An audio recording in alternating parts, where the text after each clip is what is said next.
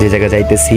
Driver ভাই চিনে, তো আমাদের এলাকার এক বড় ভাই ছিল শুভ ভাই, তো তারা 2 দিন আগে গেছিল, তার আইসা এখন আমরা যাইতেছি। সব অবদান তার, এই গাড়ি ভাড়া করে দেওয়ার, কম বেশি টাকা ম্যানেজ করে সব সেই দিছে। তারা একবার গেছিল, তারা আসছে পরে, এখন আমরা যাচ্ছি।